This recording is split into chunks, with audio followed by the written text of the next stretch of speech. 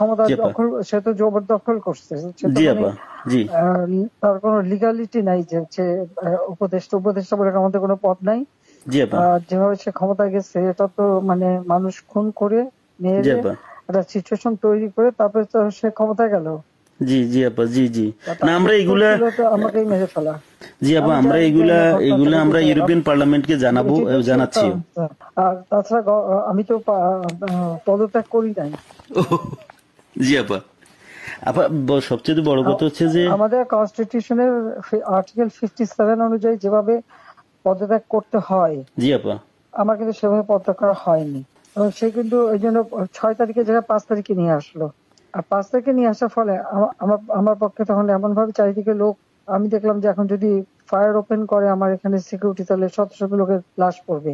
জি আপা জি হ্যাঁ সেটা এত লাশ লাশ ফেলে আমি ক্ষমতা থাকতে চাই না। কিন্তু এখন এমন একটা সিচুয়েশন হয়ে গেল যে আমার সিকিউরিটি যাওয়া এগুলো বাধ্য হয়ে তখন আমাকে সরে যেতে হলো গণভবন থেকে, যার ফলে আমার বঙ্গভবনে যে মহামান্য রাষ্ট্রপতির কাছে আমার পদত্যাগপত্র জমা আমি দেইনি।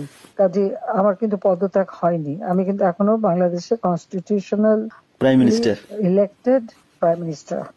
আমি আসলে দেশে কাউকে এমনি কিছু পাবলিশ করতে দেয় না, কিন্তু এমনি তো জি আপা ফেসবুকে বা এসে বেশ কিছু ডকুমেন্ট ওরা নিজেও দিচ্ছে যে কিভাবে মানুষ মারছে, জি জি আপা জি জি আপা আছে, জি জি আপা চুলজন থেকে নিয়ে নেওয়া যেতে পারে। আমি আপা ওই যে তো থাকার কথা। জি আপা আমি আপা ওই যে মানে এখানে যে ইন্ডিয়ান অ্যাম্বাসেডার আছে আমাদের ডক্টর মাসুদ আছে নিউ ইয়র্কে।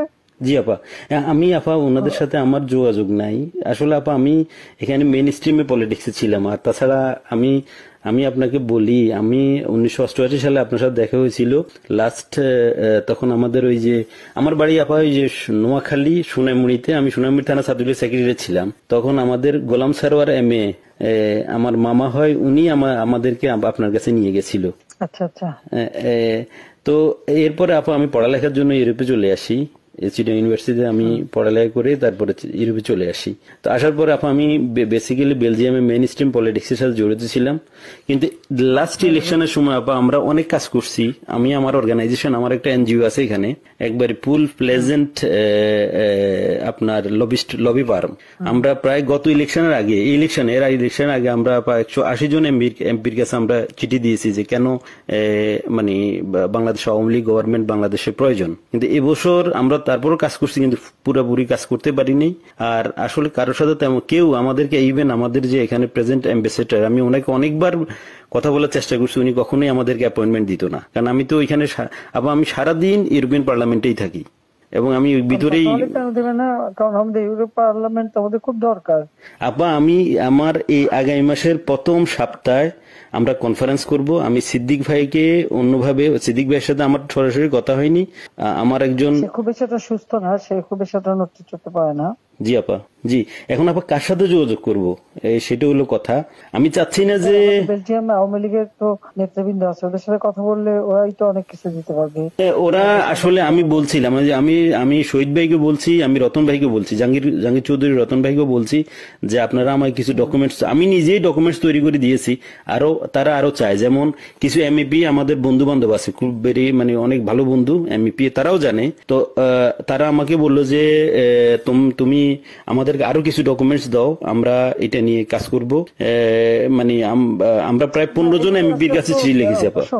ইউটিউবের যুগ, জি আপা, ফেসবুকের যুগ, সবই তো পাওয়া যায়। জি আপা, যা পাচ্ছি ওখান থেকে পাচ্ছি। আচ্ছা আচ্ছা আচ্ছা আচ্ছা জি কালেক্টেড। আর আমাদের আওয়ামী লীগ ওখানে করলে পরে নিশ্চয়ই তারা কি করবে। ওরা তো আমাদের সাথে আছে, উনি ইয়েরাও আছে, যেমন শহীদ ভাই।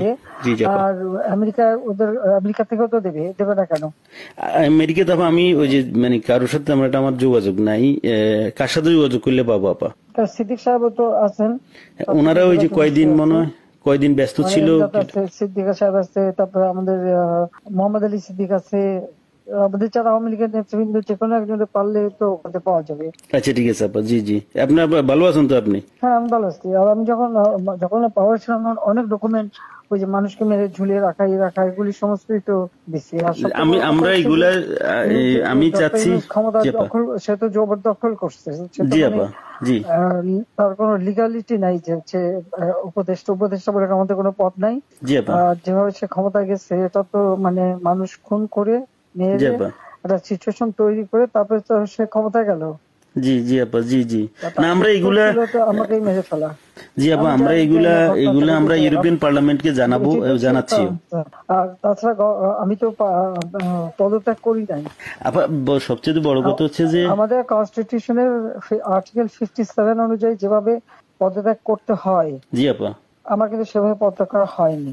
আপা তার কারণ এই হচ্ছে ইউনূস সাহেব এই জি আন্দোলনের স্যার পিছনে থাকার একটা বড় কারণ হচ্ছে যে তার যে দুর্নীতি, জি আপা মানি লন্ডারিং, জি জি আপা ট্যাক্স ফাঁকি দেওয়া, জি লেবারদের অর্থ আত্মসাৎ করা, জি আবার লেবার লিডারদের ঘুষ দেওয়া, জি আপা এই সবকিছু মিলেই কিন্তু সে একটা সিচুয়েশন তৈরি করতে যাচ্ছে।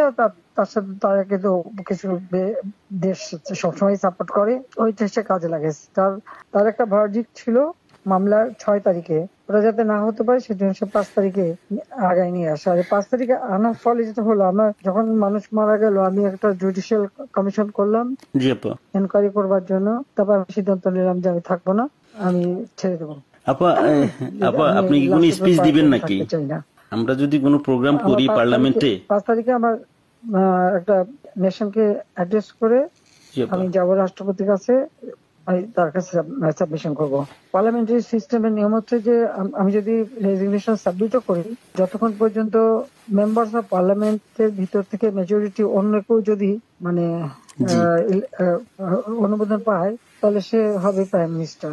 আর সেটা যদি না পারে প্রাইম মিনিস্টারকে রিকোয়েস্ট করতে হবে জি করার জন্য পার্লামেন্ট ভেঙে দেন। তখন পার্লামেন্ট ভাঙে, তাছাড়া কোনোদিন পার্লামেন্ট ভাঙতে পারে না। জি আপা এটাও কনস্টিটিউশন অনুযায়ী। যাই হোক, এমন একটা সিচুয়েশন করা হলো, মানুষ মানে যে কটা মার্ডার হয়েছে পুলিশের গুলিতে কিন্তু হয়নি। জি আপা এখানে কিলিং ওদের ওদের মুভমেন্টের ভিতরে কিলিং এজেন্ট ছিল। জি আপা এবং ওরা যে বুলেটটা ব্যবহার করছে সেটা জি আপা ওদের অ্যাডভাইজার শাফাত সাহেব আর্মির লোক, জি আপা তিনি নিজেই বলছেন যে এই বুলেট তো পুলিশের কাছে থাকে না। জি আপা তার মানে জি সাধারণ লোকের কাছে এই আর্ম ছিল। আর ওই বুলেট আমাদের ওটা কার কাছে আছে? কেউ। এবং আজ পর্যন্ত এই বুলেট সম্পর্কে কোনো তদন্ত নেই, বা এই রাইফেল কে ব্যবহার করছে কোনো তদন্ত নেই। এমনকি কিছু লোক পুরুষ মানুষ বোরখা পরা, বোরখা পরে জি আপা যেমন ইন্ডাস্ট্রিতে আগুন দেওয়া থেকে শুরু করে এবং আমি যখন রোগীদের দেখতে গেলাম, আমি প্রত্যেকটা রোগীকে দেখতে গেছি, আমি প্রত্যেক খাবার দেওয়া তখন মারা গেছে সব ফ্যামিলিকে আমি 10 লাখ করে টাকা 50,000 টাকা করে দিয়ে তাদেরকে করছি। এবং এনকোয়ারি করার জন্য আমি আমার কমিশনকে আরো বড় করে দিলাম, 3 সদস্য বিশিষ্ট জুডিশিয়াল কমিশন করে দিলাম কমিটি। যাই হোক, সেগুলো তো করতে দেওয়া হয়নি। দেন আমি আমি যখন ডিসিশন নিলাম যে এরকম অবস্থা আমি থাকবো না, জি আপা ইউনূস সাহেবের কোর্টের কেসের ভার্ডিক্ট ছিল ওই 666 কোটি টাকা ট্যাক্স তার কাছে পাও না। জি জি জি আপা এর এটা তো মাফ আগে করে দিল। আরেকটা সে ছিল, তিনি কিছু টাকা পেমেন্ট করছে, তবে এটা মানে তার মানে স্বীকার করলো যে তার ট্যাক্স ফাঁকি আছে। আর এই 666 কোটি টাকার ভার্ডিক্টটা আসার কথা ছিল। আর গ্রামীণ ব্যাংকের এ পর্যন্ত যে টাকা 26,000 কোটি টাকা সে মানি লন্ডারিং করে বিদেশে নিয়ে যাচ্ছে, এটা অডিট রিপোর্টে বের হয়েছে। ও জি আপা জি ওই ওই ওই ভার্ডিক্ট গুলি মানে ওটার উপরে তার বিরুদ্ধে কেস। এবং সে কিন্তু ওই জন্য 6 তারিখে জায়গায় 5 তারিখে নিয়ে আসলো। আর 5 তারিখে নিয়ে আসার ফলে আমার পক্ষে তখন এমন ভাবে চারিদিকে লোক, আমি দেখলাম যে এখন যদি ফায়ার ওপেন করে আমার এখানে সিকিউরিটি, তাহলে শত শত লোকের লাশ পড়বে। জি আপা জি সেটা এত লাশ ফেলে আমি ক্ষমতা থাকতে চাই না। কিন্তু যখন এমন একটা সিচুয়েশন হয়ে গেল যে আমার সিকিউরিটি যাওয়া এগুলো বাধ্য হয়ে তখন আমাকে সরে যেতে হলো গণভবন থেকে, যার ফলে আমার বঙ্গভবনে যে মহামান্য রাষ্ট্রপতির কাছে আমার পদত্যাগপত্র জমা আমি দেইনি, কাজে আমার কিন্তু পদত্যাগ হয়নি। আমি কিন্তু এখনো বাংলাদেশের constitutional prime minister elected prime minister. জি আপা ইনশাল্লাহ আপা আপনি চলে আসবেন তো, আর বেশি দিন নেই। উনি কিন্তু তারপরে যখন মানে খুঁজে বেড়াচ্ছে, তারা ফলস ছবি দেখালো, আমি সই করছি, সেটা হলো আমার ভিজিটিং বুকের সই। ছবিটা ভালো করে দেখলে দেখা যাবে ওটা একটা মোটা বই, জি আপা যেখানে ভিজিটিং, ওরকম কোন বই প্রাইম মিনিস্টার সই করে পদত্যাগ করে না। আর আমার সেই চিঠিও কেউ দেখাতে পারছে না, তার চিঠি তো গণভবনে রেখে আসছিলাম। জি আপা গণভবন আগুন দিয়েছে, পড়িয়ে দিয়েছে, লুটপাট হয়ে গেছে, ওগুলি সব চলে গেছে। সবকিছু আপা এলোমেলো করে ফেলছে, তারা সবকিছু নষ্ট করে ফেলছে। এত সুন্দর করে দেশটাকে উন্নত করে সমস্ত জায়গায় কি সম্মান বাংলাদেশের, আমি গেলাম আপা আমি বিদেশের সংস্থার সাথে কাজ করি আপা, বুঝছেন? সম্মান তারা দিল। তারপরে আমরা তো জানি আপা আপনার অ্যাচিভমেন্ট, আপনি যা করে দিয়ে গেছেন বাংলাদেশের জন্য বা করবেন, এটা আর কেউ করতে পারে না, পারবেও না। এটা বিদেশিরাও স্বীকার করে। আমি তো আপা মানে আজ 10 বছর থেকেই ইউরোপিয়ান কমিশন পার্লামেন্টের লবিস্ট হিসেবে কাজ করি বিভিন্ন ইয়েতে। আমরা তো বিভিন্ন অর্গানাইজেশনে ইয়ে আছে। আমরা ইনশাল্লাহ আপা আমি বাংলাদেশ নিয়ে কাজ করো, যাতে ইলিগাল লোক সে পাসপোর্ট ক্যান্সেল করে। সে 495 জন আমাদের উপজেলা চেয়ারম্যান, জি আপা 5,000 5,500 ইউনিয়ন পরিষদ চেয়ারম্যান, জি জি আপা মেয়র, পৌর কর্পোরেশনের জি আপা মেয়র, সিটি কর্পোরেশন, তাদেরকে সে এক নোটিশে বাতিল করে দিল। এখন বন্যার সময় আমাদের সব সেট করা প্রোগ্রাম, জি আপা এখন বন্যার সময় মাইকিং করে টাকা উঠাচ্ছে, কিন্তু ডিস্ট্রিবিউশনের নাম নেই। ওরা তো আপা মানে ওরা তো দুর্নীতির মানে পুরা আখড়া করে ফেলছে পুরা দেশটাকে। এখন তো আপা এখন তো মানুষের কাছ থেকে জিম্মি করে টাকা নিচ্ছে তারা। হাতে অস্ত্র আর লাঠি, জি আপা আর গলা কেটে কেটে আমার আওয়ামী লীগের নেতাদের হত্যা করছে, গুলি করে হত্যা করছে। আমার কোনো দিন নাই যে তারা আমাদের মারছে না, জি কারণে কারো ইয়ে করছে দিন দিন। এটা করে যাচ্ছে, এর কোনো ইনকোয়ারি নাই, এর কোনো বিচার নাই, কিচ্ছু নেই। স্কুলের টিচার প্রায় 1,000 কত 200-র উপরে টিচারদের স্কুল, কলেজ, ইউনিভার্সিটির প্রিন্সিপাল, তাদেরকে এই বাচ্চাগুলিকে কিভাবে করে দিয়ে তাদেরকে অপমান করে স্কুল শিক্ষকদের গাছের সাথে বেঁধে রাখে।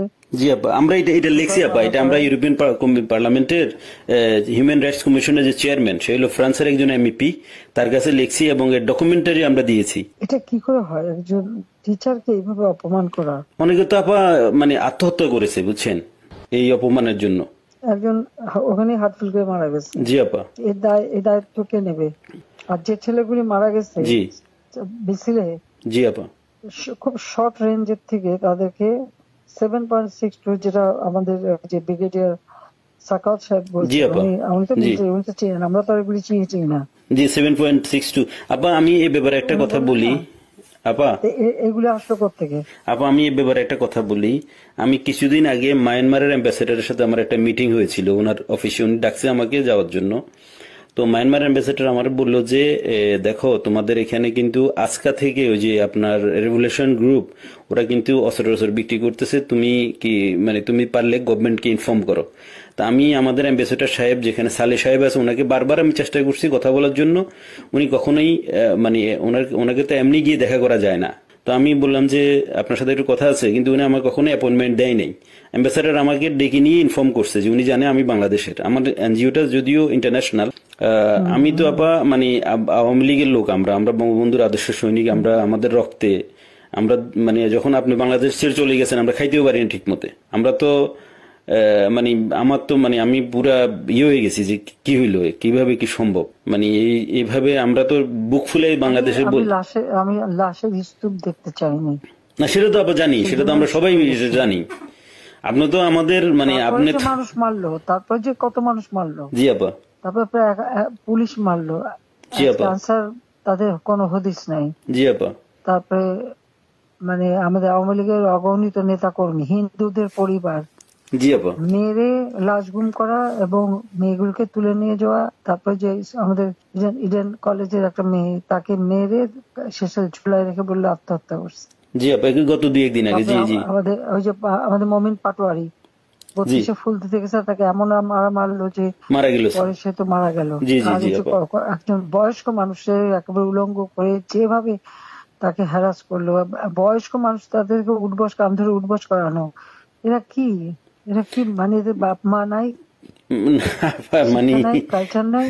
জি আপা, মানে দেশের যে সমাজ ব্যবস্থাকে পুরাটাই মনে করেন যে শেষ করে দিয়েছে ইউনূস সাহেব তার ক্ষমতার জন্য, মানে ওনার ইয়ের জন্য, ওনার লোভের জন্য উনি দেশটা দায়িত্ব তো তাকে নিতে হবে। জি আপা 100%। আমরা তো আবার আমি এর উপরে দিয়ে গেল ক্ষমতায়, ওনাকে উনি তো মানে ওয়েস্টার্ন কান্ট্রির ইয়ে দিয়ে চলে, ইউরোপের। আমি ওনার হয়তো আমরা পারবো না কিনা জানি না, তবে ওনাকে আমি ইউরোপিয়ান পার্লামেন্টে ওনাকে বুঝাবো যে উনি একজন সুদখোর, উনি একজন অমানবিক লোক, উনি শান্তিতে নোবেল পুরস্কার দেওয়া ভুল হয়েছে, উনাকে মানে ওনাকে যে চেহারা উনার যেই ধরনের মাস্ক পরে উনি চলে, উনি এর পিছনে উনি একজন প্যারোসাস লোক, একজন মানে একজন বাজে লোক, যে মানুষ খুন করা ছাড়া যে মানুষের রক্ত শোষা ছাড়া কোনো কাজ নাই।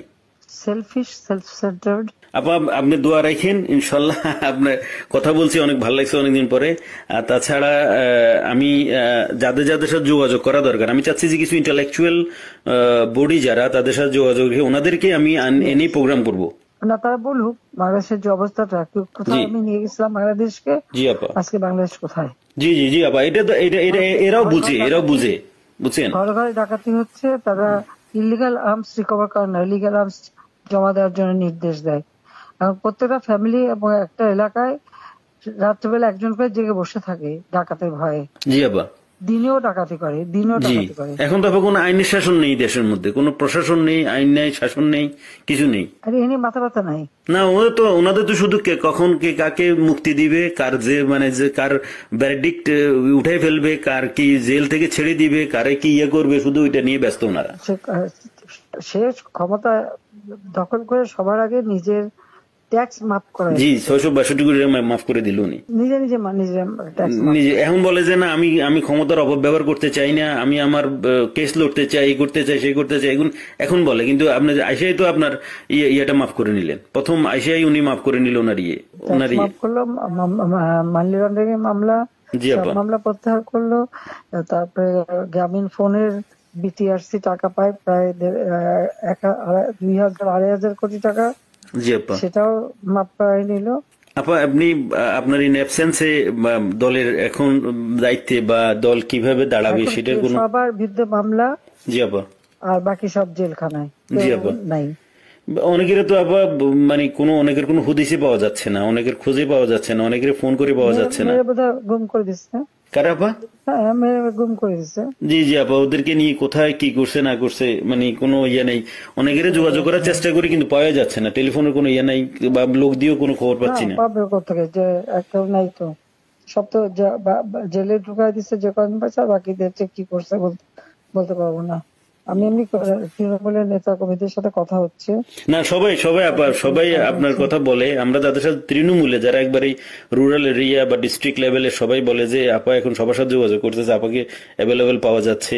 তো একজন আমাকে দিয়ে বললো যে আপনি যেহেতু অর্গানাইজ করতেছেন, আমি আবার সিরিজ প্রোগ্রাম করবো ইউরোপিয়ান পার্লামেন্টে ইনশাল্লাহ। আমাদের বন্ধু বান্ধব আছে পার্লামেন্টারিয়ান, ওদেরকে বলছি, ওদেরকে আমি পার্সোনালি গিয়ে কথা বলছি, ওদেরকে ডকুমেন্টারি দিচ্ছি। ওরা সেপ্টেম্বর, যেহেতু আগস্ট মাসটা ছিল, বন্ধ ছিল, ওরা সেপ্টেম্বর থেকে ইনশাল্লাহ করবে।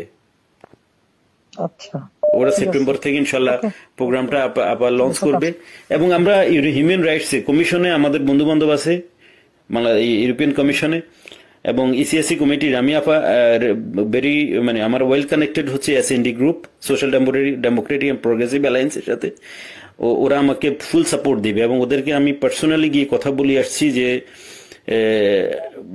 আমাদের বাংলাদেশ আওয়ামী লীগ যোগাযোগ করো। জি না, যোগাযোগ আছে আপা, আমি কালকে ওর সাথে দেখা করেছি এবং আমি তো ওরা জানে আমি এর আগেও রোহিঙ্গা নিয়ে কিছু লয়ার জোগাড় করে বলে গেছিল।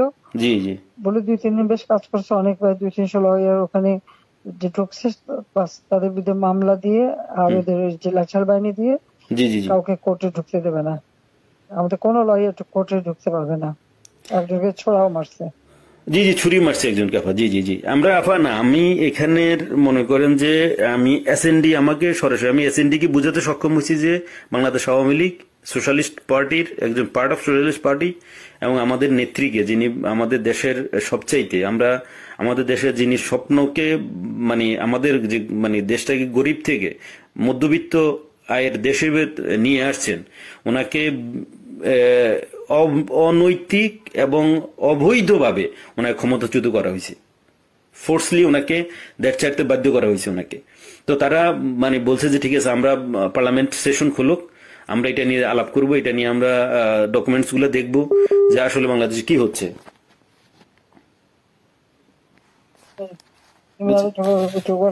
সব দিতে থাকো, ঠিক আছে? জি আপা, দোয়া করেন আপা, আপনার সহযোগিতা থাকবে। আর আপনি একটা স্পিচ দিয়েন যখন আমরা করবো, প্রোগ্রাম করবো। না, আমি স্পিচ দেবো না, আচ্ছা ঠিক আছে আপা। আমি এমনি তোমাদের কথাই বলবো। হ্যাঁ হ্যাঁ ঠিক আছে আপা, দোয়া করেন আমাদের জন্য, এইটাই আমাদের জন্য অনেক কিছু। আচ্ছা। আপনার দোয়া থাকলে ইনশাল্লাহ অনেক কিছু করতে পারবো। হ্যাঁ শিওর। ওকে আপা, ওকে, আসসালামু আলাইকুম। আসসালামু আলাইকুম আপা। আসসালামু আলাইকুম।